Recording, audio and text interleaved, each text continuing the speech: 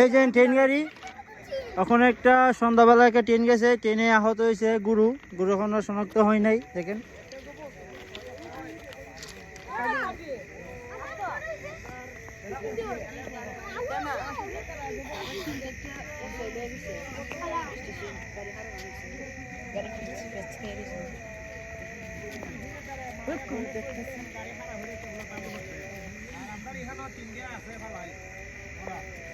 গুরু লাগ দাও